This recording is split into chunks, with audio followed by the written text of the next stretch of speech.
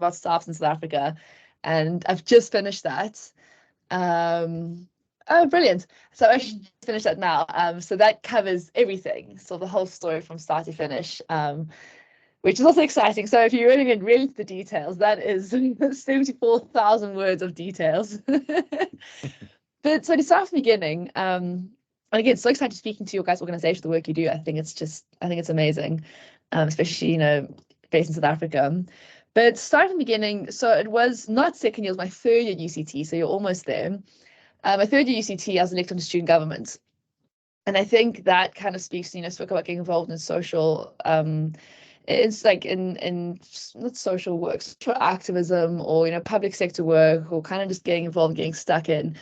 I think that's kind of where it all started, was just kind of looking around at the world that we live in, and realizing that, so often I think we're born into this world where maybe it's our education system where you're told to sit in rows, put your hand up when you ask something, and you're told, follow the rules and play within the guardrails. But when you kind of look at the world and you're like, it's just people making decisions and getting stuff done. That's all it is, like it's nothing more than someone just being like, I don't like this, I'm gonna do something else, or I'm gonna change this, or I'm gonna build this. I mean, our entire lives, you think how much has changed so much this generation compared to our parents' generation and their parents' generation. I mean, the fact that cell phones pretty much arguably are one of the most important tools we have in modern life. I mean, and that's within my lifetime that's happened.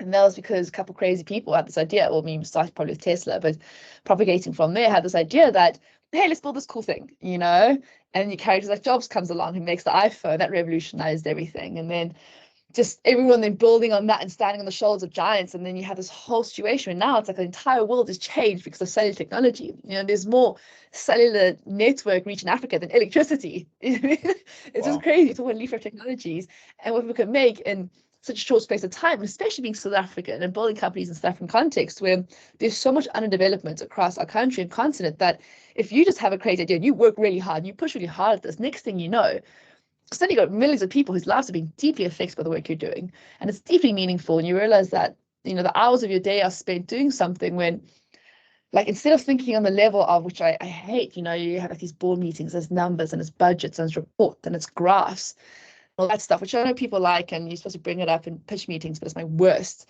When you go back to the actual human beings, and that's what I do whenever I start feeling like I'm too removed from the work I'm doing. I go onto the Dixie backend and I look at the human beings, their names, who's booking a room on our platform, the landlords who, are getting the income to pay off their mortgage and what this means to them, and go to the human beings.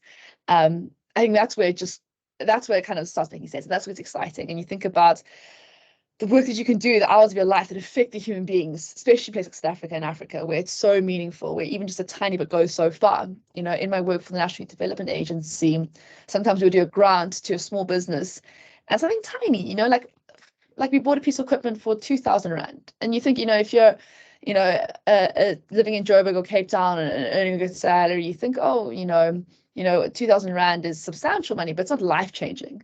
But this money is life-changing in countries like South Africa and in smaller communities. It really is life-changing. And a piece of equipment that you buy not only affects, one man, his family and business, but everyone he's employing in the communities. So that's a very long introduction. I'm supposed to start at the beginning, and now I'm waxing lyrical. Well, I don't even know. So Dixie all started, going back to where it was looking around the world and realizing that everything our entire world is made of people making decisions and being like, I'm going to build this, I'm going to do that, and I'm crazy enough to see it through. And so getting involved in student government was how it all started. I was a student at UCT, and like every 19-year-old, convinced that I had the answers to life's questions and everyone else was wrong and I was right. So how could I get involved and get stuck in and make the changes I wanted? Student government, UCT is quite a political university, and SRC has got a lot of influence. So I got involved there, campaigned, ran as an independent candidate, which I'm very proud of.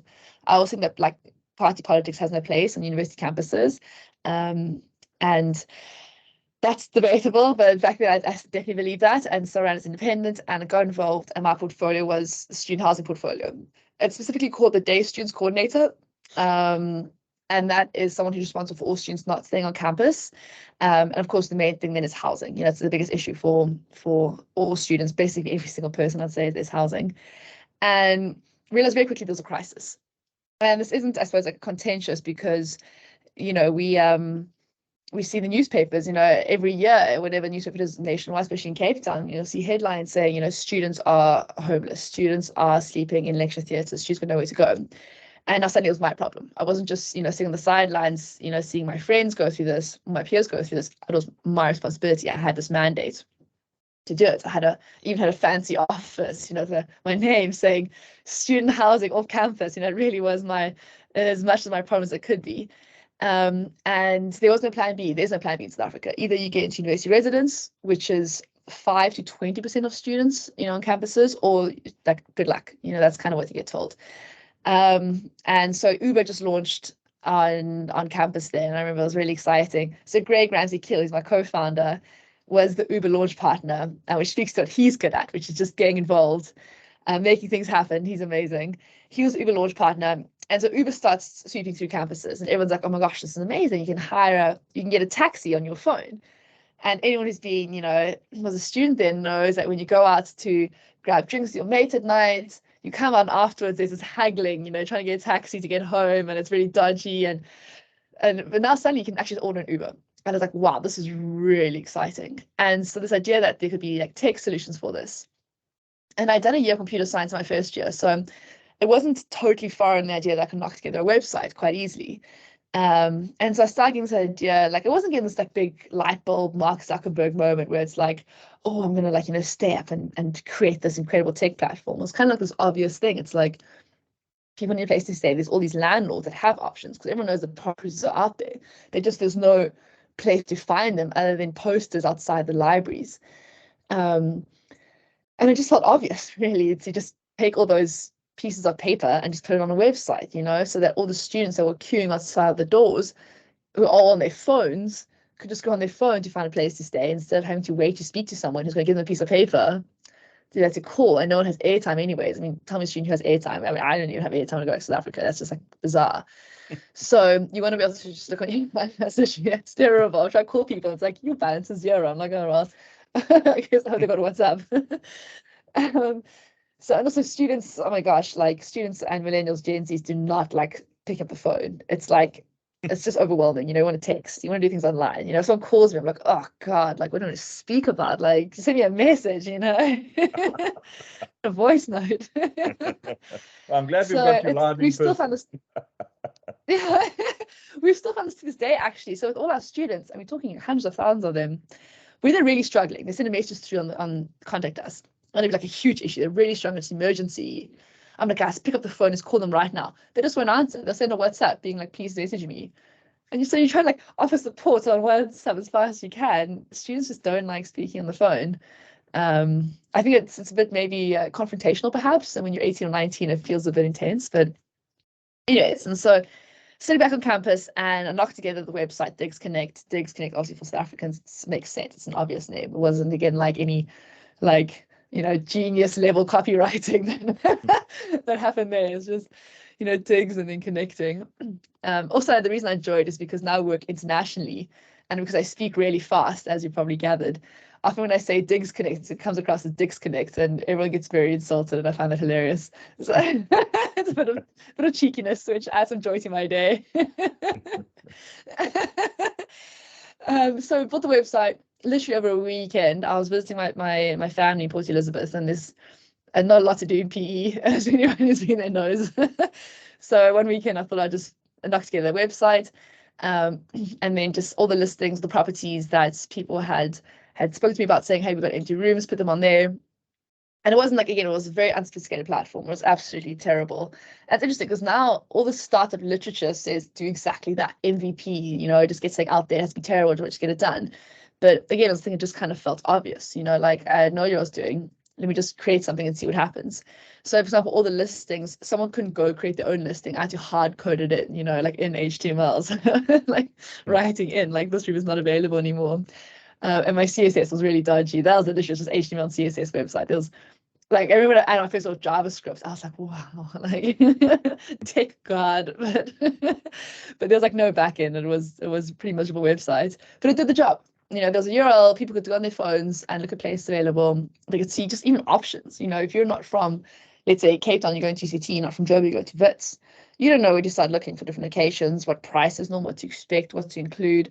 So you can look through like 5 or 6 options. You kind of like, okay, I get a feel now for like what to expect living in the city, what's normal, which kind of just helps already. So knocked together over a weekend. And I think it was just one of those things that just, it was just the zeitgeist, and it was the right time, you know, right place, right time, right moment. I was the right person for it. Everything kind of just conspired to work. And then also meeting my co-founder was part of that magic, you know, maelstrom that happened where we just work so well together. It's one of those things where I feel like finding the right co-founder is almost like finding, you know, the person you're going to marry one day. You're spending a lot of time with someone. You are financially implicating yourself with someone. You are going to go through highs and lows, hiring, firing, court cases, the whole shebang. It's kind of the test any relationship, you know, and so it's really hard finding the right person. We just got lucky. We just managed to find each other, you know, which was really good. And at such a young age too.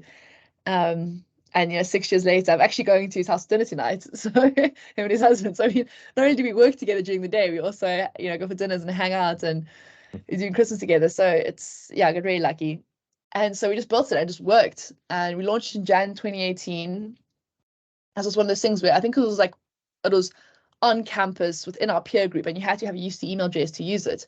So it was very tight and contained. It felt like you were part of a thing that like was very exclusive, very safe. Like if someone random comes and they like use this platform and it's open to the entire internet, you kind of like, oh, well, there's definitely some dodgy characters on there. It's going to be a bit like sus. But it was like just your friend group, the people sitting next to you in your chemistry class or your, you know, your math class, your history class, whatever it is. You're like, oh yeah, I know this person, you know, I see them all the time in the food court. It makes sense that we would like, you know, use this platform together. There've been a few of these like bartering platforms we could buy and sell textbooks or stuff on campus, and they always feel quite safe. So that was the thing for housing.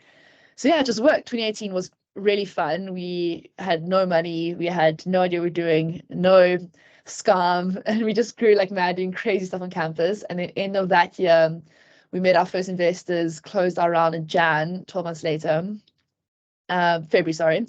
And we raised 12 million Rand, which I think was the biggest seed round in South Africa at the time, and was definitely the biggest round raised by a female founder at the time. And that was 12 months in, so that was insane. That was completely unexpected. And yeah, and those investors we brought on also was just this amazing stroke of luck, because I can say now 5 years later on, they've been incredible. We got so lucky with them, like, and especially going through the highs and lows. Like I'm talking about COVID and what happened there, like the fact that we managed, like they stuck with us through the worst times and then celebrated during the best times, you know, and then get to the good times and the bad times. And we didn't know what to do. Our first raise, we had no idea what we were doing. We had no idea to look out for. Now, after doing this a few times, going through 3 raises, you kind of have a feel for judgment calls, if someone's good or bad. Back then, we were just got lucky, I guess. So that was really a good stroke of luck. So much of it's actually luck. Now I think about it. You know, I like to think that I'm like this startup maverick, but really I'm a bit of a startup flea, and I just got a hell of a lucky a few times. You know, lucky with my co-founder, lucky with my investors, and lucky with the timing. Yeah, so we raised our funding, and then 2019 obviously was just mad. You know, you give a bunch of 25-year-olds 12 million Rand and you say grow as fast as you can, and we just did, you know. We were throwing money off buildings, starting riots, racing T-Rexes around campuses. We hired like mad. We rented out this like crazy like old pottery studio, which had like the walls didn't touch the roof, and so whenever it rained in Cape Town's winters, we actually like lift our wires and electronics off the floor so we wouldn't die, get electrocuted. It was like, and our CTO was like, don't worry, I'm going to do the rewiring. So he started rewiring and then gave up halfway, so we had like live wires hanging down from the ceiling. I'm surprised no one died or like get sued. But that was really fun. Yeah, 2019 was absolutely mad. And then just when we thought we were like going to take over the universe, and as you know, the next Airbnb, COVID hit. You know, March 2020 came along in the middle of our season, and everyone started canceling. You know, we had just a slew of cancellations. People couldn't, of course, universities went home, universities shut down, students went home. Landlords, of course, weren't going to pay for a service that didn't work. You know, the students all cancelled. They had no idea, they didn't get the service that we had promised them. So we had cancellations, we had to process refunds for everything we did, which was the right thing to do. It was insane. And everyone's like, okay, let's just wait out the storm and see what happens. And of course, it just kept going on and on. First, the president's like, let's wait 2 weeks. 2 weeks came and passed. And it's like, let's wait 4 weeks. And then there's these videos of people dying, and there's no oxygen, there's no respirators. And it's just like, the world's almost coming to an end in a way. And then a few months later, it's like, is this business even viable? Are students ever going to go to campus? Because remote work and remote studying seems to be really nice. There's this existential threat to the business. And then our CTO left, who was a co-founder, and a bunch of our devs left along with, and we had an investor at term sheet stage that pulled out at the 11th hour, and we'd been planning on taking that investment. So then it's like, oh my God, we got to cut our budget to like a 10th almost overnight. And when you're locked into contracts, and most are long-term contracts, it's like, and those people also depending on you, and you got a whole suite of team members whose livelihoods and they've got dependents. It was really hectic time. It was really hectic. And looking back now, I often say that even though it was horrible, it was extraordinary in the sense of being a founder, because it was like an MBA every day for like 2 years. It's like, okay, you can't actually just grow. Like this whole startup thing before is like, just grow, spend anything, don't be profitable, just 10x with your user base every single day. It's actually not viable. That's not a business. I don't even know what that is. That's delusion, Suddenly during COVID, it's like, actually a business makes money. A business like works in its unit economics. A business doesn't spend more when it can. It grows sustainably. It's about realizing you can't bite off more than you can chew. You can't launch in 50 new locations overnight. You can maybe launch one new location every couple months once you've understood the market nuances, and you have adequate budget to figure it out. You can't just launch there and be like, lol, now I need to find 2 million rand, while dropping the ball in your previous markets. So yeah, you understand. We understood value creation, but we didn't understand value transactions before then. And things like cash flow, why suddenly that's so important. And just the ordering of things right. You like just getting your fundamentals right. And for example, we had an app which we had to cut, and we loved our app, and the app was amazing. And we were the number one downloaded app in the lifestyle section in South Africa for a while, and it was brilliant. But we realized that we were processing 90% of our bookings and transactions through the platform. Like, some services don't work well on apps, they work well on websites, and we're one of those. The app was for vanity. So after spending a year developing an app, lots of money, we cut the app. And that really sucked. It was one of those things, if we kept pouring money into that, it might have sunk us. So it's one of those hard decisions, and having to tell your app developer who has put his heart and soul and life into something that, hey, everything you've done actually is all for nothing. Like, sometimes you work so hard on things and it just goes nowhere. And then because we have to cut that limb off, the business could survive. But that was his work, so it's... Yeah. It's all good once, be like, oh, this is, a really big sacrifice. And he's like, well, actually, screw you. Like, I made the sacrifice. So it was like those really hard times where, like, yeah, you have to kind of keep powering through. I think the main things that really helped is like the team, being together, like realizing that, like, actually you need the emotional support from each other. The co-founder relationship, like Greg and I, that's when we really got close. A sense of humor. Sometimes you just gotta laugh. Like, some things are so ridiculous. All you can do is just laugh about it and be like, oh, what the hell? Like, this is insane. When you like can't pay your rent and you don't know how the hell you're gonna like do anything next month, you're just gonna be like, all right, let's go. We're all in, boys. So that was mad. And in the midst of that, we realized that we had to international markets start opening up again. And I was like, Disconnect is a viable company. It's a viable service offering as long as there are landlords and there are people that need to live somewhere. We have a business. We just need to get to markets where it's opening again, and South Africa, was riding out the storm. And so there's the idea that we should launch internationally. Of course, we had basically no money at this point. We couldn't even leave the country, because remember, South Africa now had been like, especially we'd been locked down while other countries opened up, and then Omicron came out and we were like under hard lockdown. So it was really hard to get out the country. And I was starting some research on international markets, and this company called student.com kept popping up. And I was like, oh, this is really interesting. Like, we can't compete with them, but maybe there's something there. So through a series of just hustling and speaking to everyone I knew and just trying really hard, I got the phone number of the CEO of student.com and cold called him. I don't know, his name's Luke. Actually, I was on a call with Luke 2 hours ago. He's now one of my best friends. But of course, this is back in like 2021. Cold called him and basically pitched Disconnect to him and saying that, they need to partner with us and invest in us because, we're the biggest thing in Africa right now, and they're ignoring Africa, and this is the future, and this whole spiel. And he probably thought this person's mad, but Luke's a bit mad also. So that's why I think we work so well together. And he was like, all right, you sound interesting. If you can get a flight to Dubai in the next 2 weeks, I'm going to be here, we can chat. So then I had to hustle hard to go to get a visa, because, obviously traveling on our green member passports, you can't just hop on a plane and go anywhere without going through the whole visa rigmarole. And trying to give visa anyone the short in a short time period is very difficult. But I managed to get a visa, hop on a flight. We met up in Dubai. Incredible connection, signed a partnership. Dukes Connect then got all the stock from student.com, 1.3 million beds in 400 cities worldwide. Amazing, really exciting. And the same week then, we managed to get grants from an American charitable organization because we were about half our students that book through us are NSFA students. That's the National Student Financial Aid Scheme. That means that they are students who come from households that are under a lot of financial need. And getting these students to go to university breaks poverty cycles. So it's really important that they go, they thrive, that they get the qualifications, they get jobs. And so this organization was supporting them, and because of our work, they supported us. And so we got the funding we needed, we got the partnership. News then broke the next day. I think it was Financial Insider or something, one of the newspapers. And the headline said, "Never let a good crisis go to waste." And it was a picture of myself and Luke and Greg, which was just so funny. And it was like, we're back on the map then. We ran back in Cape Town, and it was like, we were back. And then the president ended the lockdown, and it was all systems go, like, let's grow, let's do it now. International markets, stuff has come back, and everyone was desperate to go back to university. Remember, 2021, people were sick of being at home. They were sick of doing push-ups in their lounge. They were sick of studying at the kitchen table. And we had this huge influx of bookings, which was with no marketing. Geez, I think we had like 14,000 students coming through to us, which was like insane. I mean, literally zero marketing budget, just in the power of the brand that we had built 2 years previously before COVID.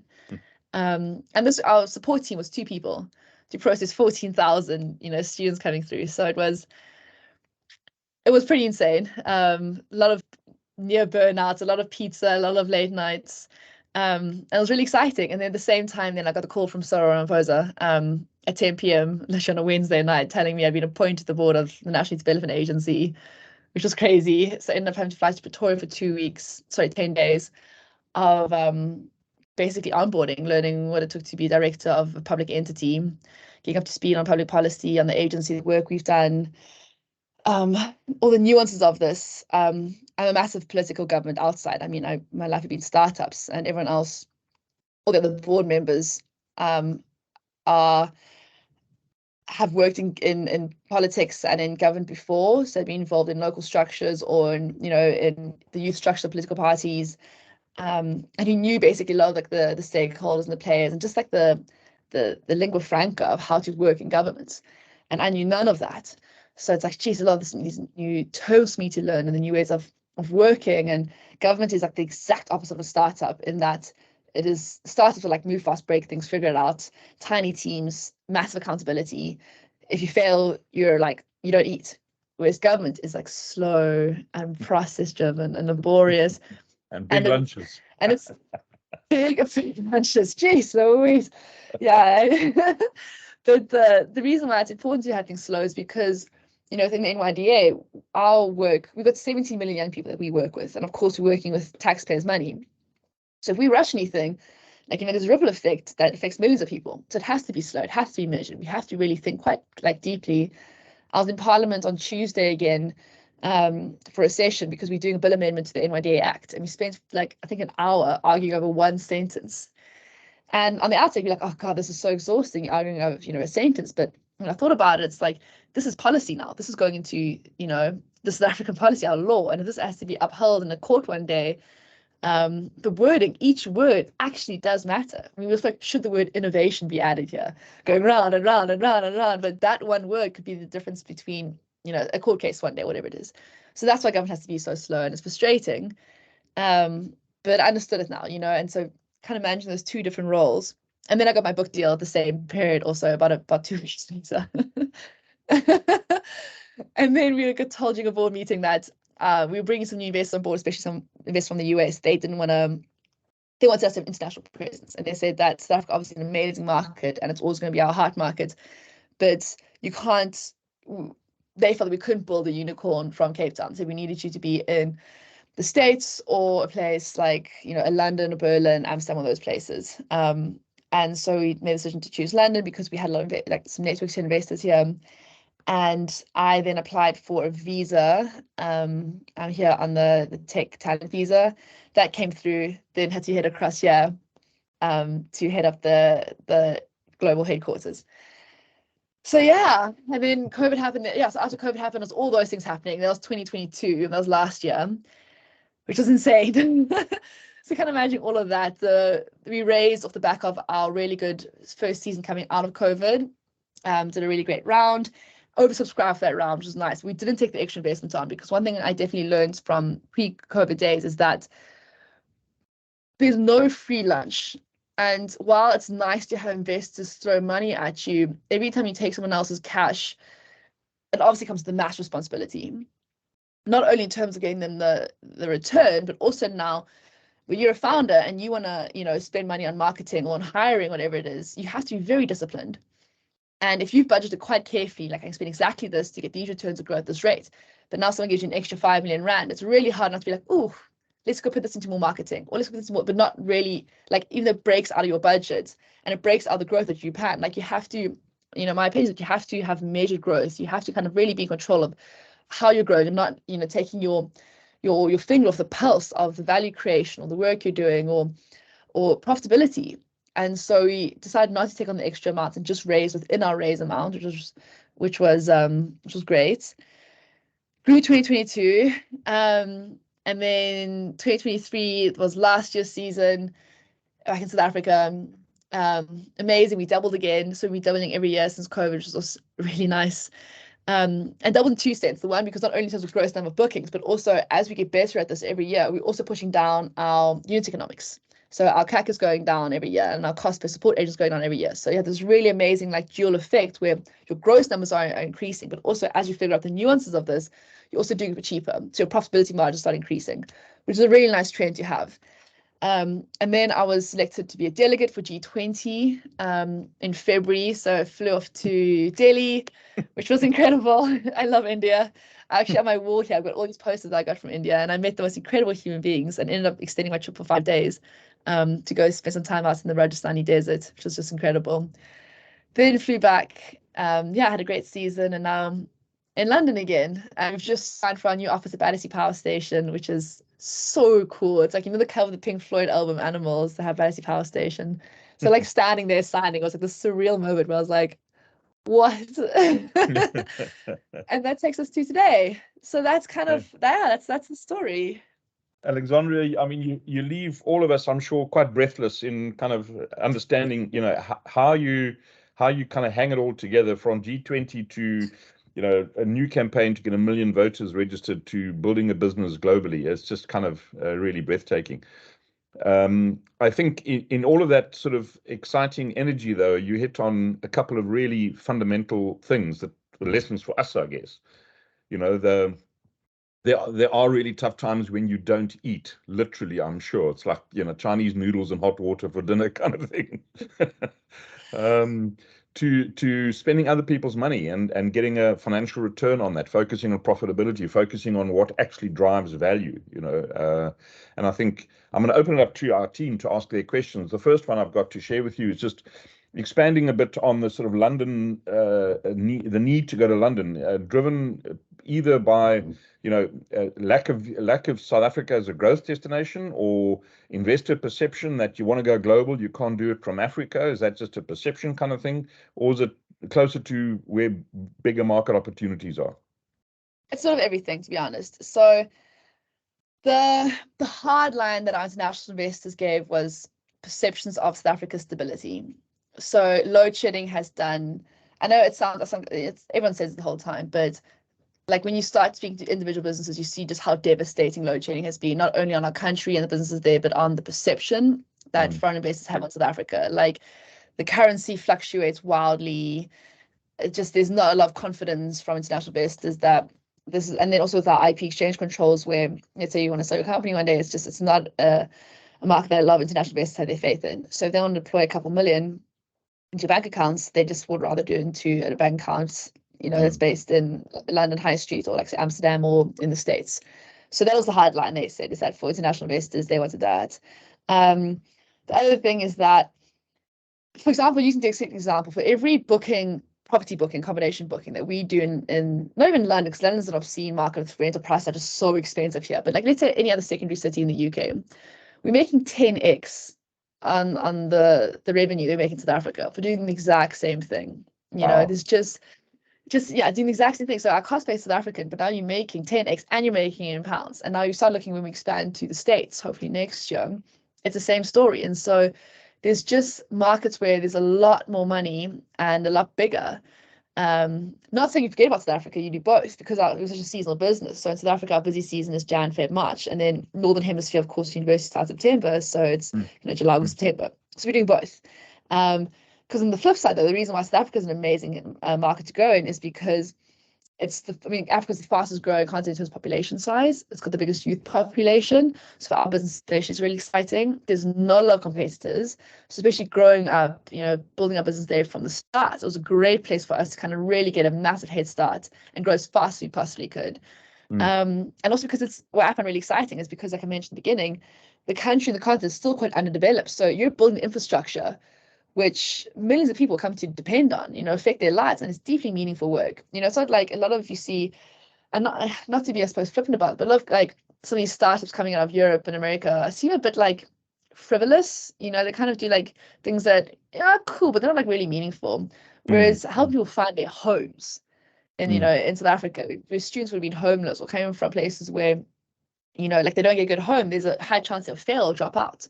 That just feels like extremely meaningful work, So if you're really tired, you're exhausted, and you're sleeping 5 hours a night, and you can't even think straight, you said tired, but this is the work you're doing. It's like helping people that are going to break poverty cycles and find a home. That's why I love working in South Africa. So you can do both. You can work in the States and the UK, make a buy a ton of money, and it's really exciting. And you can work in South Africa where you are doing incredible work. And what sort of pulled you through those sort of dark nights in the early days of 2019 when you were coding HTML and trying to survive? You must have hit the wall a few times. What was sort of one thing that got you through that? Well, a few things, I guess. It's everything. It's first thing, Greg, my co-founder, is a really extraordinary human being. Like Greg's like the kind of guy once in a generation someone like Greg is born. He's an amazing, amazing human being. Like I really can't overstate it enough.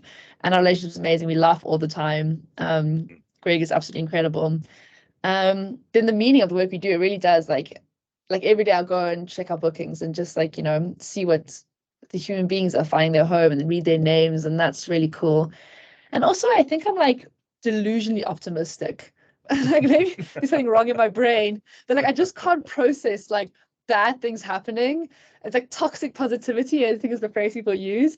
Like I have so much belief it's going to work out. I'm not going to work out. And like when the worst things do happen, like a few times I couldn't afford my rent, just because like I just couldn't afford. I get paid like TY salary very, very, very low. And then when I crunched it down even lower, but I was like, okay, I can't afford rent anymore. And that's like, okay, so I figured it out. I would sleep on a friend's couch. I did that last year for a bit. I was staying on my friend's couch in Berlin. And if you know the CEO of the Delta, Louis, I called him and I was like, look, I actually haven't got a place to stay anymore. And I'm going to come stay with you in Berlin. He's like, what? I'm like, I'm actually in Berlin already. What's your address? And ended up sleeping on the office floor for a bit. Actually, there's a great photo of like, they got their office, their computers on. There's a beanbag in the corner. And that was where I was living. And it's fine, it really is okay. Like I think we get so tied up in knots about like, oh, I'm going to lose the stuff. It's just stuff, whatever. Folks, I've got a few more questions, but I'm keen to hear what you guys are asking and thinking out there as our sort of growth leads that do the startup thing for big companies. Ask her some questions. Let's see, there's one coming through. Are you going to keep your cost base in South Africa and sort of leverage the global market? Are you still got a dev team here, etc.? And your thoughts on managing the speed of growth remotely? How are you coping with that? So definitely keep our cost base in Africa. For reasons, one, it makes financial sense for the business. The fact that you're looking at minimum salary is in the UK is like maximum salary in South Africa. So it just makes financial sense to have your cost in South Africa. Office space is cheaper. Like everything just makes more sense. But also because South Africa needs jobs. Like the social side of it also, just like unemployment in South Africa, especially youth unemployment. My work in NYD, I can really testify to this. it would be unconscionable almost for me to not hire there, especially because it's so easy to hire in South Africa and then work in this market. It's the same time zone. We're out by like an hour, 2 hours. So it's actually so easy. And because we're doing both those markets, it just makes the most sense. Also, South Africans are, and maybe I'm biased, but the most talented people in the world. Like customer service, everywhere else sucks. Like it's like you have to beg people to like, I don't know, like do their jobs in European markets or UK markets. Like it's just, yeah, I've never been more grateful to come back to South Africa as I do it. Customer service in South Africa is just incredible. South Africans are super talented, they're super hardworking, they get the job done. There's none of the entitlement that you get in other markets. So always, for every reason. And we play good rugby now and again. We've won the rugby, we beat New Zealand the cricket, we won the sheep shearing competition, if you guys saw that. The beekeeping competition, we beat New Zealand against hockey men's, hockey women's, and Dricus du Plessis like winning some MMA thing right now. My partner's telling me about it. So we're just amazing, basically. Yeah. Folks, anyone else with some more questions, please just unmute yourselves or put it in the chat. I can see it here, but unmute yourselves and chat to Alexandria. Here's your chance to tap into an amazing brain. Alexandria, I've got a question for you, just on the raising capital side. So what's your view in terms of where and what sort of sources you get capital from? So that is the $1 million question, absolutely pun intended, on raising capital, because it all comes, as a startup, it's all about, you putting that initial lump sum in with the idea that turn it then into like, a 10x return or whatever it is. In my experience of this, the unfortunate answer is that it's kind of like a network game. It's who you know. Obviously you'll have these events where startup ancillary organizations will do like, founder investor meetups. You can, try to send your pitch deck to the slush pile of a website. But the most success I ever had, or my friends ever had, have been warm introductions from people that you know in the network. So it's something like, oh, okay, well, you're raising X much, and your mandate is property, your mandate is education, your mandate is biotech, your mandate is whatever. Speak to this person, and you'll speak to them. Maybe they like you, maybe they don't like you, but they do like you, but it's not the mandate. They might introduce you to someone else. So it really is this, I think, because it's like, it's, even though if you go into like institutional VC, it's money is still this thing where you're putting a lot of faith in someone, a lot. And so if you get like a pitch deck landing on your desk, or you go into almost like an event where there's like 1 million people and it feels a bit like non-intimate, it's hard to trust someone and be like, yeah, sure, I'll give you, here's 10 million. Every successful raise we've had have come from within the network. It's founder friends introducing other founder friends to their investors, putting a good word, being like, I've known this person for 3 years, 4 years, 10 years. I was speaking about Louis earlier, we were at university together for 10 years. And so it's this thing where it's within the network. And then also, if you do good to your current investors, or you kind of like show that, okay, look, I've made the right calls with your money, especially during tough times, and we made these decisions, and you show a lot of financial responsibility, they'll then pass it on to their friends. A lot of investors do know each other. So it's just about breaking into that. Of course, the question is, how do you break into that? So I think it's all about increasing the surface area of serendipity. So it is just about being everywhere as much as you can. So even though I don't think those events, you won't close a deal at one of those events, if you go to every single one of those events and you speak to every single person, sometimes you'll speak to 100 people and then one person will be the one you need to speak to, or just being very visible. So like I am very vocal about Digs Connect on social media. I'm going to events, because again, you just need one person to hear that and be like, oh, actually, I know this person who's busy cutting checks right now for this thing right now. So another thing I always say, it sometimes takes 10 years to get the one day that changes your life. So it's not just going, it's a numbers game. It's 100 no's, 1 yes, and that's all you need. Yeah. Folks, any more questions? We've got another few minutes with Alexandria before she goes off to conquer another country. Hopefully somewhere warmer. Your thoughts on let me ask the question differently. Give our teams that, as I said, work with large corporates, trying to get them to think entrepreneurially, build new businesses, do exciting things. What would some of your sort of top 2 tips or 3 tips, 3 ideas be that that the team can kind of take away from you? It's a very different game, but if you kind of imagine what we're trying to do, what you do, but our client, our master, are those big, heavy, old style boardrooms. 1,000-ton gorilla. I would say, you know, what it really comes down to, what I always think whenever I get too kind of lost in the details of things, what I like to always come back to is that brilliant line by Y Combinator, where they say, build things people want, you know, like that's what it all comes down to in the day. Like, it's just value genesis. What do people want? So going to the core, what this business is about, this big corporate, it started as a startup, you know, or back in the day, back whenever, because they saw a need, they wanted to create something, saw some value, and their customers that got value from that. And along the way, obviously, they got to the work because they're very successful. So that's great. It's a success story. But then you get bogged down in all the weight that comes with success, you know? So I think when it comes to trying to get startup-y and, you know, kind of that very lean, scrappy methodology again, I think comes down to what is the core essence of the value you're trying to create here, and just stripping away everything else, you know, just being like, what is value creation? What do people want? How do we build that? And then start working that as soon as you possibly can. And then following the lean startup methodology, you know, MVP, iterate, speak to customers. We're busy launching a new revenue vertical right now. And it's within the Digskin ecosystem, but it's quite different. So now I'm having to go through the whole thing again of this is unvalidated, validating it as we speak, you know, speaking to users. Do you want this? Yes, no. Is the pricing right? That's the other thing. It could be valuable, but at what value exchange? I mean, I'm amazed that you've learned so many of the big sort of corporate words, you know, but you say them and you use them with such youthful energy. It's so refreshing. Wait till I start with EBITDA. Yeah. Your thoughts on the WeWork failure and what signal that's telling you about the sort of short-term rental industry? Yeah, you know, I think being again like such an optimist. So Greg, my co-founder, is a lot more realistic. He's got 2 feet planted firmly on the ground. And we work well together because he makes sure that I stay in the realm of reality, and I always push us to be a little bit, you know, overextend ourselves a bit. I think that's why we survive, because I'm like, let's go, let's jump, figure it out.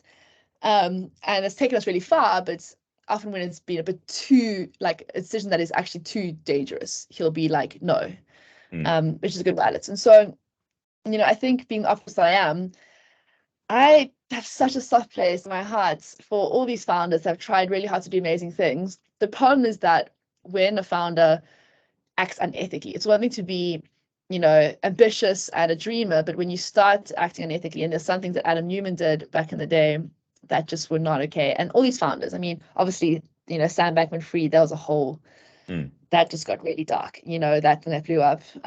Elizabeth Holmes, you know, is another one. Of these founders, I think, start with the best intentions. They really want to do something amazing in the world. And I can understand the pressure, because when you start going, and this is your baby that you've built, and things are going so well, and suddenly things are bad, you're like, oh my God, I'll do anything to keep this company alive. You know, it's going to change the world. We're going to do something amazing. And you watch these videos of Steve Jobs back in the day, and he was bullshitting a bit also sometimes in the early days. Like when things didn't work, he'll bullshit a bit and be like, okay, we just need, you know, almost to get them. And a lot of it was brilliance, and a lot was luck. And so part of me thinks, you know, how many of these amazing founders who are doing so well now, you know, got there because of just luck getting them there. But that being said, there's never excuse to act unethically. So I guess the WeWork situation was just like, it just becomes, you know, like toxically addictive, that kind of growth, where you like grow, and you start to actually lose. You just completely lose control of your budgeting and your finances. And they have this WeWork, they just got way in over their head because it was so exciting, but they lost again that finger off the pulse of, are we creating value? People actually want this. Like, is this realistic? Is this feasible? And real estate also is a really tough market to innovate in, because it's like old money in real estate. There's like entrenched interest there. And you come along, you're like, hey, we're the new kids on the blocks, and you'll have like proper billionaires, like generational billionaires being like, no, you're not. Like, this is our corner, you know? So I think you just have to be very careful with not losing control of your budgeting and just a sense of reality in terms of, you know, value creation there. And the temptation to augment your sort of northern southern hemisphere cyclicality. I mean, it's really sort of a maybe 4-6 month high pressure, combining the two geographies. The temptation to then look for other revenue augmenting sort of revenue streams around that, to leverage your knowledge base, more tempting. So we were very resistant to that for a long time. I think focus is key, and one thing I can really attest to from, you know, writing a book, being on NYDA, doing Days Connect, and now launching this democracy campaign is that I shouldn't have done that. Like, they're just like, don't do that. That was a big mistake.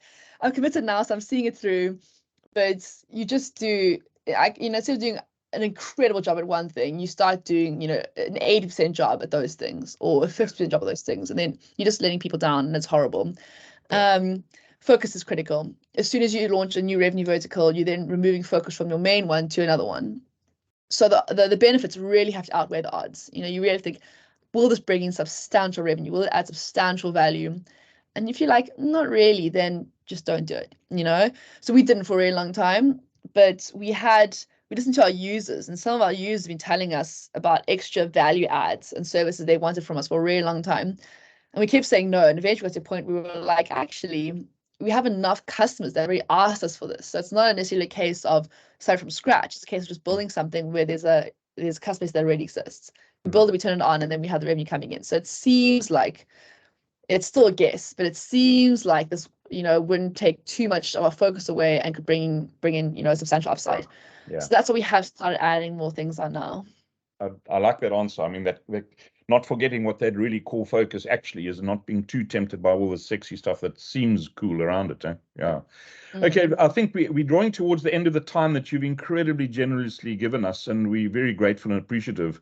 I'm not seeing any other question come through the chat, so I want to ask another one, if I may, around Alexandria the human. I mean, you know, other than the word breathless and exciting, how have you, the human, dealt with sort of work? I mean, there's no work-life balance, right? So how have you kept the energy going? How have you survived? How have you not had a nervous breakdown en route? Maybe you have.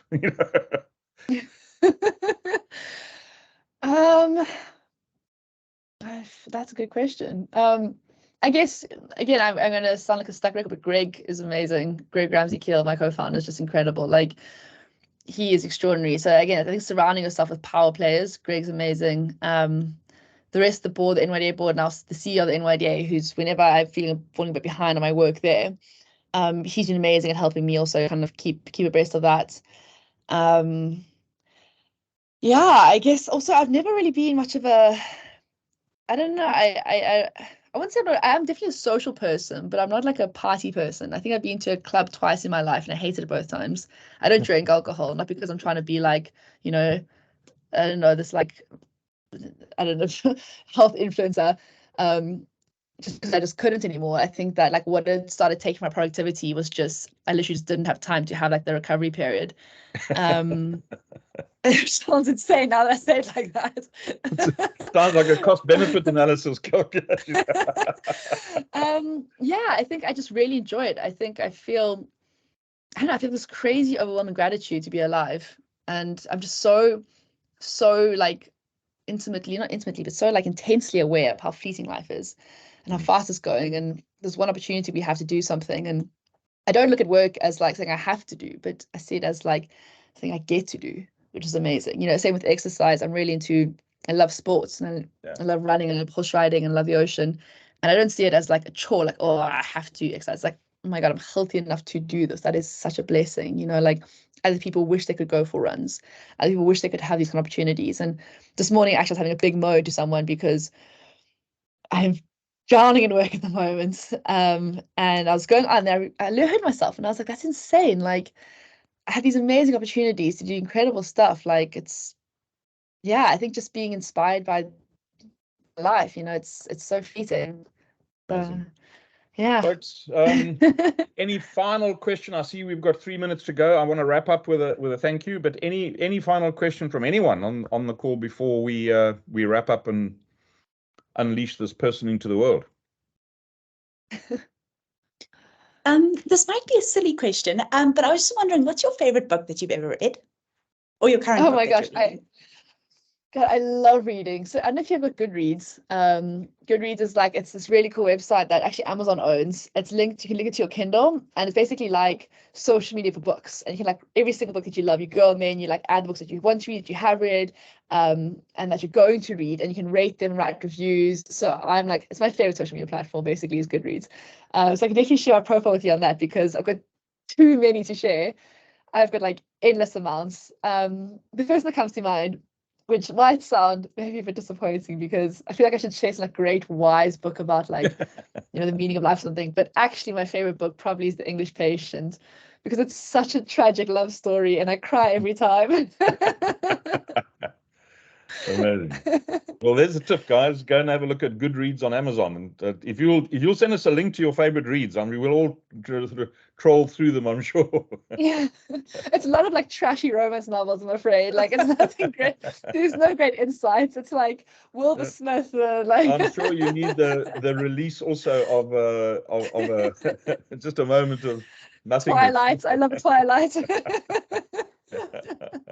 Kirsten, you're from Port Elizabeth as well, and Alexandria is there. Have you guys ever met? Have you? No, you know each other but I don't. PE is small, but not that small, Anton. But Alex, I actually used to be a Deltonian. I did work at the Delta before I joined Futureworld. So I have, when we were in the Cape Town office, every now and again, you would come in with equally as much energy. And it's just I guess a takeaway. This energizing energy is so great to take into the next day of work. So just thank you. Good stuff. Thank you so much. So, folks, there we are. Alexandria, from me again, the guy that you never met that asked you for a coffee. Thank you so much for that again, and for the hour you've spent with our team. I mean, I think we will all take into varying, some quite draining projects at the moment, even though there's an exciting ambition behind them. You know, when you're dealing with these big guys, sometimes it gets tedious, but your energy will take us through that. The insights, the experiences, the lessons, the down to earth, I think, comments around, just don't forget the cash flow. Is this value creation? Get it focused, get it done. And again, your phenomenal energy. South Africa is a better place for people like you. And we wish you luck with your 1 million voter registration campaign. I'm inviting everyone from Futureworld to go onto her LinkedIn page to share the shit out of, excuse my language, the hell out of her plea to get everyone registered, and wish you lots of luck. And in Futureworld, Alexandria, we have an investment company aside to the side of our core sort of venture building business, where we look to make investments. And please put me on your email list for your next round. We would love to conquer the world with you in some tiny little way. We'd love to be part of the story. But thank you so much.